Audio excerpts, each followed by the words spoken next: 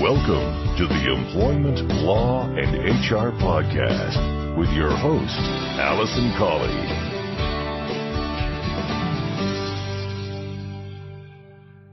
Hello and welcome to this episode 212 of the Employment Law and HR Podcast.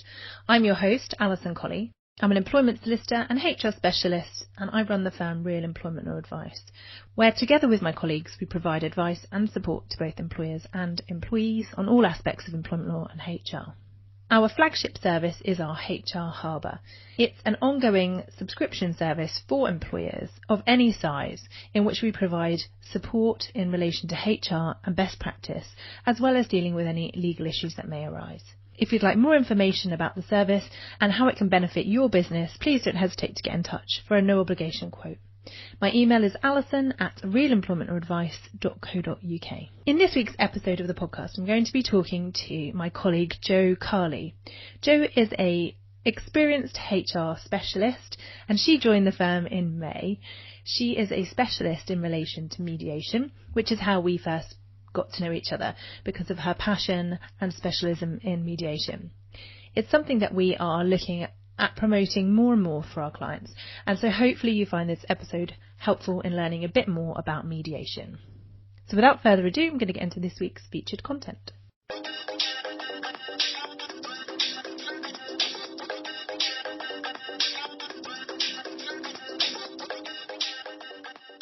Right, so today I'm talking to Jo, and Jo is going to be talking to us about mediation. Jo joined the firm in May, and we're really putting our focus on dealing with alternative dispute resolution for our clients now, aren't we?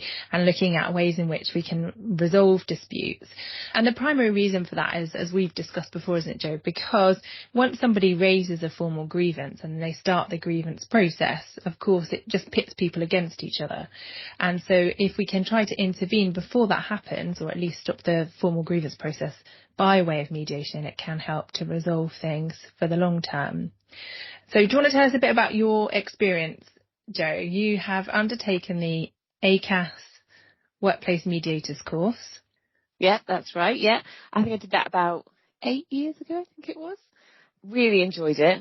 And then ever since then was undertaking mediation for the Isle of Wight Council across various different departments and island schools, and really just saw the benefit of it, because having seen what grievances look like and the outcomes of grievances and what they quite often look like, and then seeing what mediation looks like, I'm now a massive advocate for mediation. I just see how successful it can be, how people then, reach mutual agreements, which doesn't often happen as a result of a grievance. You usually have a winner and a loser in a grievance process. And yeah, so it's just really the message out there and to encourage more people to give it a go, because I realise that it can be quite daunting, the prospect of sitting in a room with a person that you're in dispute with or in conflict with, and that in itself might be something that you've been avoiding. But yeah, getting people to become uncomfortable for an hour, a couple of hours, then hopefully reach some kind of mutual agreements with that person, move forward. Yeah, and it's certainly something that is becoming more and more commonplace in the workplace. I know that from a family law perspective, mediation has been a compulsory element of the whole divorce and childcare and financial proceedings for some time, but we're starting to see it more and more involved in workplaces. So what was your first experience of mediation and why did you go on the course? I think I'm always looking to learn new skills. I just saw it came up and I thought, I'd like to give it a go. And I think when I was in there doing the qualification, you have to do a lot of role play. And in doing that, I just really enjoyed it. And when it was successful and when I could make it work and help people, I think the crux of it is that I like helping people. In the mediations that I've done, people have come along that have been in conflict for years sometimes, and you can really see how it's impacting their life. And as the mediation progresses, sometimes you can even physically see the relief in people as they start to build bonds again with that person. And that aspect of it for me is just great. It can be a situation where before the mediation, the joint session, the people don't want to be sat together in reception. And then you get, after the mediation, they're walking out chatting to each other along the corridor. And they're just, that for me definitely gives me a bit of a buzz, makes my heart happy if I can just help people in that kind of positive way. And so in the mediations you've done, what would you say is the percentage of successful outcomes? So I think I've only ever had one that was a part success. I wouldn't say it was a full success. It was only partially, so that they said to me afterwards that they felt that there was an improvement in their relationship, but there wasn't a full success. So only one that hasn't been a success. And I don't say that's down to me or take credit for that entirely at all. It's just a process. Well, do you want to tell me then about the process of mediation? How does it look? Okay, so the process, I don't know if everyone does it the same, but how I do it, and I follow the kind of ACAS format, is if the individuals are willing, then we have 2 individual meetings, one with each person, and in that meeting, I ask them about their perspective on events, how things are as they see them, and that in itself can be quite cathartic for that person to offload and tell somebody who's truly listening and really interested in what they're saying. They might have confided in friends and family, but they have an hour session where someone's truly listening to all their thoughts on this situation. And then within that meeting, I will kind of plant seeds, if you like, on thinking about possible solutions. So have they ever got on previously in the past? What that looked like when they did get on? What do they think the other person's perspective might be on the events? Have they thought of some solutions themselves? It's quite often, actually, I find in that individual meeting that people have been very fixed on their position. They haven't opened their mind to what the other person's thoughts and feelings on it might be. They might have given it a cursory thought, but they haven't really delved into it. Quite often when I ask that question, they do pause for thought there for a minute and say, I don't know what they might think. And that, I will give them some time to really think about that. I think that's important. So we have those meetings. If they're then willing to go forward to a joint meeting and I feel like it's appropriate and they're invested for the right reasons, then we go to a joint meeting, which is usually about 2 hours. And in that meeting, both parties have a period of uninterrupted time, which is quite unusual in life. You get to speak to somebody that you're in dispute with and have them not respond to you. So really, it's an opportunity for them to say everything that their thoughts and feelings are, while the other person, actively listens to them, which can be quite difficult. I ask them both to be respectful of each other, to really try and listen.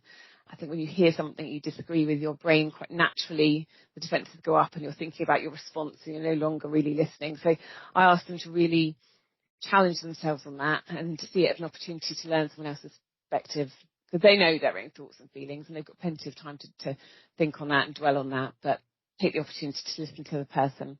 So they both have their uninterrupted time when they speak freely to the other person, and then we open it to the floor. Usually there's a few common themes between what has been said, and so we might say, okay, let's work through these particular points that you've both mentioned, and it opens out from there really, and we see where it goes. Sometimes it's kind of 2 steps forward, 1 step back. And, we think we're getting somewhere, and then someone says something and it's sparked off again. But that's actually great. I always say I want people to be open and honest. There's no point, dulling down your feelings or not saying everything that you want to get off your chest, because it's the opportunity to do it. So, it's kind of healthy conflict in those moments. And then more often than not, you find that people see each other's perspectives. They learn about the other person. The lines of communication are much more productive. And then apologies can even start free-flowing. Like I say, you don't see that in a grievance. And then we talk about, if we are able to get to agreements, what they want that to look like. Is this meeting enough in itself to be their agreement, or do they want something written down for the both of them to refer to, and just talk about what it looks like really? Or if it's unsuccessful, like I said, I haven't had much experience of unsuccessful ones, but it's what their plans are then going forward really. Okay, and so do you write out the agreement? Is it something you put in writing at the end, or how do you sort of finalise it? So totally down to them. So I say that the mediation is their experience. It will look like what they want it to look like. As I say, some people are quite happy that they've been through the experience together, quite an emotional experience, quite sometimes stressful for them, and that is enough in itself. They feel like they're committed to it because of what they've been through. Other people have said what they want the agreement to be, and I've kind of drafted it for them and then given it to them, sent it via email afterwards. Just, they want to check in or review with each other where they are at in their relationship. So really down to what they want it to look like. Okay, and then what happens at the end in terms of your communication to the employer? How do you communicate to the employer what the outcome is, or to what degree do you give any information to the employer? So again, it's really down to them. So I will say, I'm going to need to communicate something back to the employer or the commissioner of the mediation, but it can be as little as it's been successful, it's been unsuccessful. Usually it's nicer if I can give a bit more context, but it's down to them, and it's a confidential process, so how much they want to share. So I'd ask them to agree what they'd like the employer to be told, really. And usually they would tell me, it's been successful, we've reached agreements, and they would give me a bit of context that I can then share. But down to them, really. Okay, and so it does sound like quite a time-consuming process for the employees, and obviously there's a cost involved if you get an external mediator. So what's the benefits then to the employer of investing that time and money in a mediation? So I would say the time is really minimal compared to, if it stops a grievance process or potentially an employment tribunal, it's really minimal. So the individual meetings are usually an hour each. The mediation is usually 2 hours. So, giving breaks and things, it kind of spans across loosely a day. So, a minimal amount of time. Whereas if you're looking at a grievance, it will go. There's an investigation that needs to happen. You've got to get a lot more staff involved. You need an investigator, you need someone for the hearing, someone to take the minutes, or for a grievance resolution meeting, sorry. So you've got a lot more people involved. You've got a longer time span. And with a grievance, there's the right to appeals. You might have an appeal, and then, like I say, someone could then still be aggrieved and have an employment tribunal claim. And not to say that the mediation will prevent all that, but it's an opportunity to. So, why not try a day of mediation, which has got a high success rate, to try and prevent all of those things happening.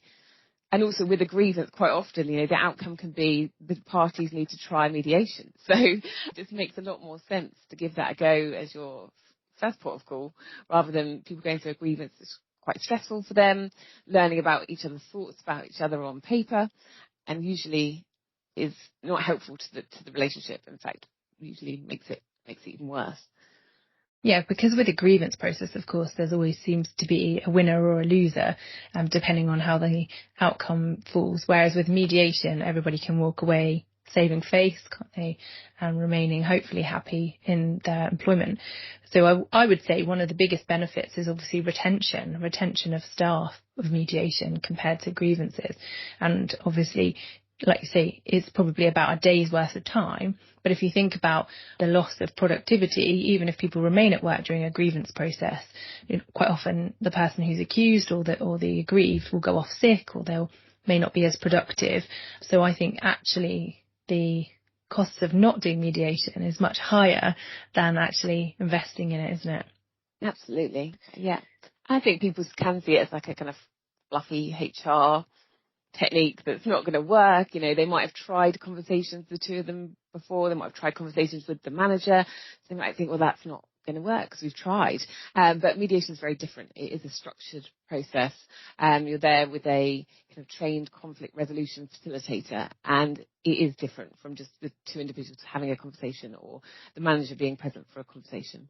And I've had people say, we've tried mediation before, but what they've really done is they've just tried to have a meeting between the two people, and they've had someone there who's not trained. So obviously there's quite a difference, isn't there, between a fully facilitated, mediation with someone who's qualified to do it versus just getting anyone to facilitate them together.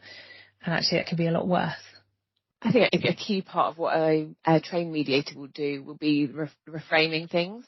So obviously if someone was to say something like, so-and-so takes no notice of anything I say in meetings, so it will be a mediator's role to then say, okay, so what we need to look at here and to discuss is how we can ensure that your contribution is recognised in team meetings. So just neutralising any kind of negative comments and looking at, okay, what do they want from that? How do we move forward more productively? So it might not necessarily be skills or that managers have or know to do in those sorts of meetings. And so if you're an employer faced with a grievance or a situation where you've got employees who are, sort of falling out or pitting against each other, how would you approach the subject of mediation with the individuals? I think it's to pause and have that conversation is the really important thing.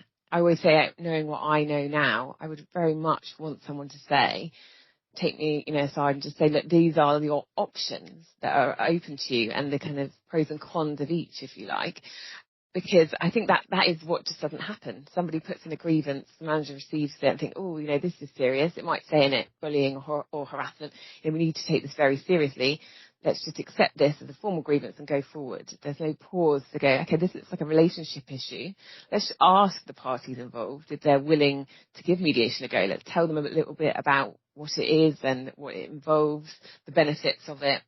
Because I think you're doing people an injustice in not doing that, because they're about to embark on quite a stressful process, not knowing that there's an alternative there that could, again, not to say it's not stressful, because mediation is, but it's more of a short, sharp kind of a pain, it's done in a day, and if it's successful, it saves all that time when you could be feeling anxious and stressed over a grievance process.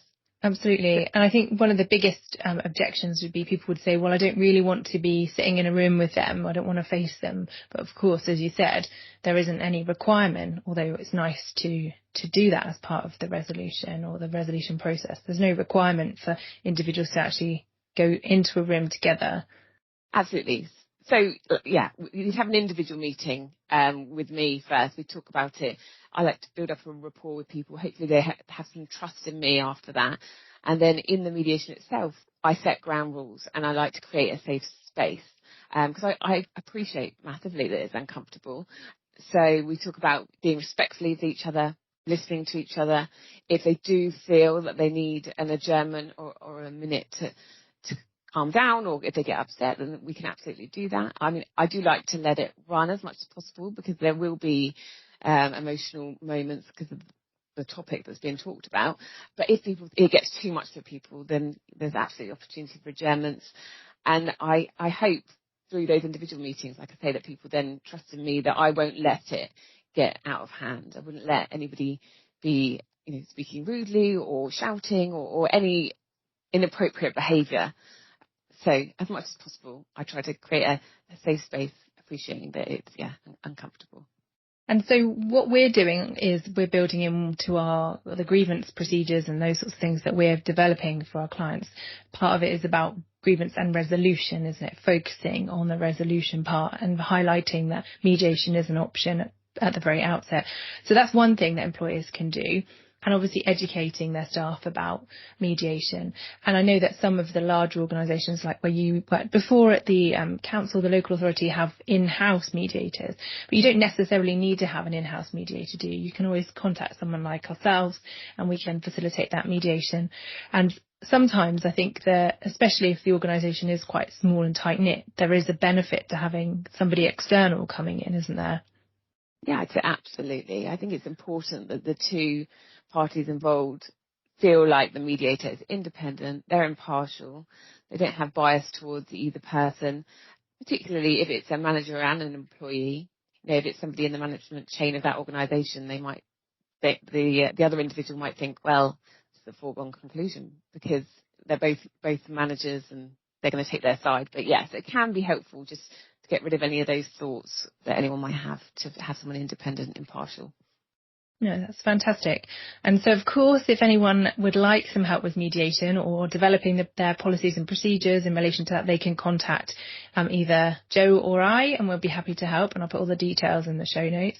And Jo is available to undertake mediations, and quite often we can do a fixed fee for those. So don't hesitate to get in touch if you'd like more information. Before we finish, Jo, is there anything else you want to add about mediation or any top tips for employers or HR? I think just to say, I think the main thing is to take a pause when you receive a grievance, or actually even when you see disputes happening, not to brush them under the carpet, to think that will go away on its own, or I'll tackle that if it becomes more of an issue. Have the conversation, let people know about mediation, know about it yourself, educate yourself in mediation. So it should be part of a manager's toolkit, really, to know to tell people about. So they were the main things. Yeah, that's critical, isn't it? Don't wait for a grievance to come in. If you see that there's a dispute or issues arising between people, that to intervene and hopefully nip it in the bud as soon as possible. Because it's much easier to come back from, isn't it? The sooner you can intervene in that dispute, the better. So that's fantastic. Thank you very much, Jo. And it's been good to talk to you. And thank you very much. Thank you.